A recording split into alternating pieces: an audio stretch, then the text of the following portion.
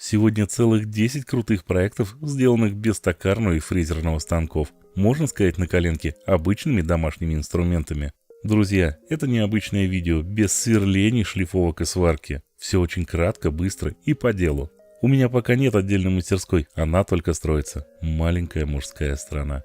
Всего лишь небольшой выделенный уголок с верстаком. Но разве это может остановить? Здравствуйте, друзья. Привет-привет. Начнем. Что можно сделать из сломанной водяной помпы тещи? Да все что угодно. Если нет тещи, ее нужно завести. Теща – друг человека. Движок тут в порядке, но там сплавились детали самой помпы. От работы без воды. Отремонтировать, конечно же, можно. Но у нас ждать детали больше 2 недель. А вода-то нужна. Взял новую. Ну а старые детали, конечно, мне. Я сделал крутой станок и постоянно им пользуюсь. Практически каждый день. Просто не представляю, как до этого жил без него. Могу сказать, что это один из самых нужных инструментов в мастерской. Ведущий ролик тоже самодельный. И тоже без станков. За 2 года он не деформировался, не лопнул, не перегрелся. Короче, способ изготовления рабочий. Мощности движка в 600 Вт вполне хватает, если без фанатизма. Но меньше не стоит. Он очень компактный и рассчитан на 610-ю ленту. Она самая распространенная и очень дешевая. Из одной получается 2. Это как бонус. Продается везде и любой зернистости. Мебельные газлифты экспериментально до сих пор стоят штоком вверх. Ни разу не менял. Все пока работает отлично. По себестоимости станок обошелся просто в копейки. А подобные ему стоят от 10-15 тысяч. Конструкция простая, с кучей регулировок. И делается достаточно просто. Все полные видео есть на канале. И даже чертежи в свободном доступе в группах ВКонтакте и Facebook. Что он может? Он открывает огромные возможности. И если я раньше думал, что это роскошь, обойдусь и болгаркой, то сейчас я уверен, что это один из самых нужных станков в любой домашней мастерской. И болгаркой так не получится. Во-первых, это основной станок для изготовления ножей. Ну и не только их, конечно. Повышается качество изготовления любых деталей, а следовательно и качество конечного результата. Продолжаем. Следующий проект не менее интересен. Во-первых, простота конструкции, дешевизна и многофункциональность. Кусок швеллера, гидравлический домкрат и мощные гидравлические тиски готовы. Он же 2-тонный гидравлический пресс. Работает как горизонтально, так и вертикально. Я думал, что домкрат лежа не работает. Не знал, будет. Но будет с одним условием, что он лежит на определенной стороне. Конструктивная особенность. Можно сделать хоть кверх тормашками, чтобы работал. Но уже с небольшими доработками внутри. Он ждет своего часа, когда будет готова мастерская. Сейчас, к сожалению, прикрепить его некуда. Идея не моя, такие тиски производит одна американская компания. У нас они стоят от 20 тысяч, если вообще найдешь, где их в продаже. Самоделка классная, как говорится, дешево, сердито и очень мощно.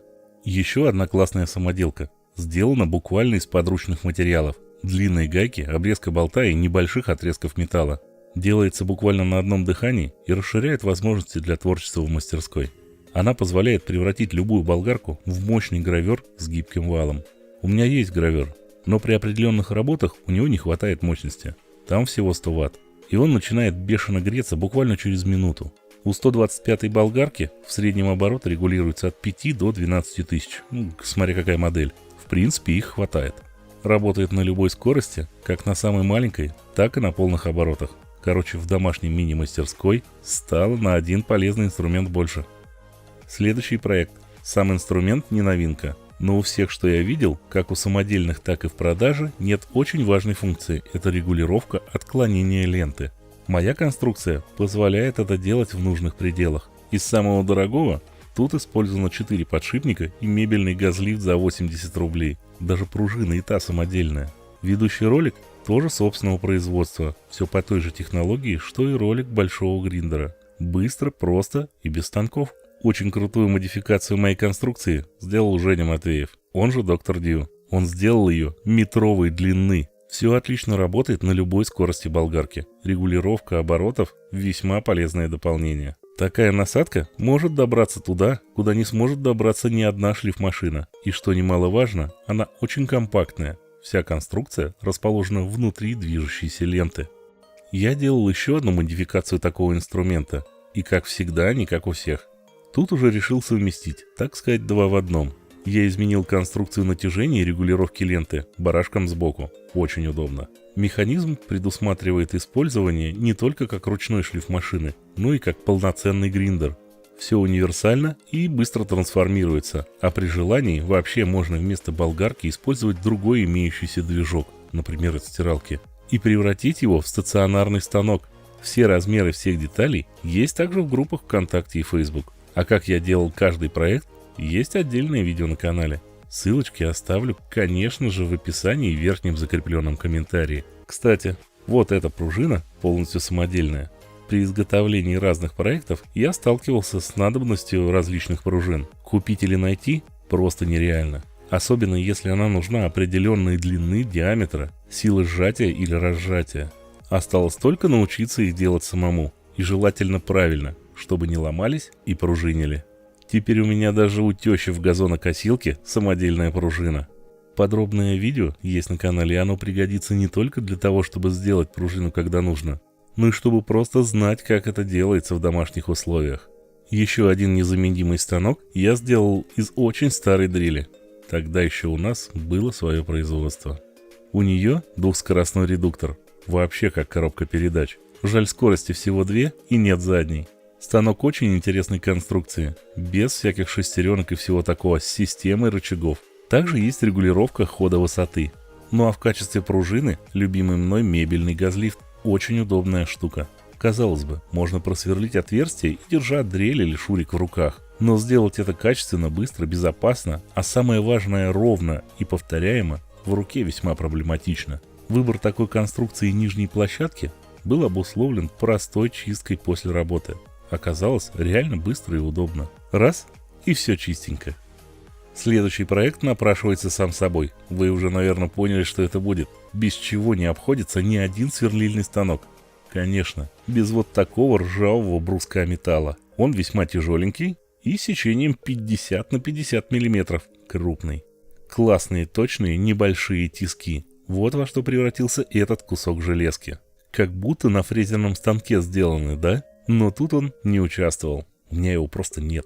Это всего лишь железка и кусок шпильки. Даже сварка не участвовала, ни на полуэлектродика. Весь механизм и видео по созданию, конечно же, на канале. У меня идет строительство. Говорят, что стройку можно только начать. Соглашусь. Но смотря с какой стороны на это смотреть, лучше с позитивной. У кого-то стакан наполовину пустой, а у кого-то этот же стакан наполовину полный. Когда мне понадобилась орбитальная эксцентриковая шлифмашина, ее просто сделал.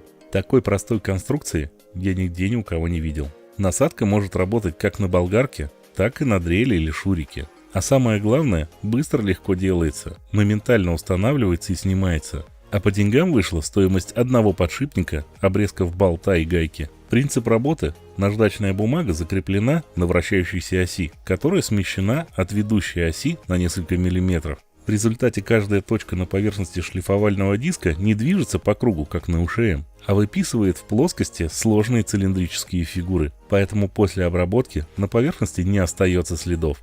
Следующая полезность: как из коричневого пластилина сделать конфетку.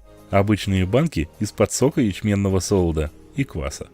Оказалось, это превосходный материал, быстро и легко при помощи самодельного флюса превращается в ценные слитки счастья рукодела. А сама отливка – это магический и красивый процесс, который просто завораживает. Эти проекты – только малая часть, а самое главное, что это все сделано своими руками. При изготовлении всех проектов я многому научился. Искал решения, альтернативные варианты. Конечно же, я не раз ошибался и переделывал, что-то вообще не получалось. Но это же не повод не воплощать идеи в жизнь. Вот такой шкив-навал для ремня я делал под будущий проект, который постепенно делается. Он идеально точный, симметричный, полное отсутствие какого-либо биения, и сделал я его без токарного станка из мусора.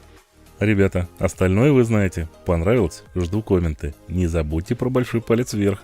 Все ссылки в описании под видео и в закрепленном верхнем комментарии. Здоровья и добра вам и вашим близким. Спасибо огромное, что смотрели это видео, и до встречи. Пока-пока.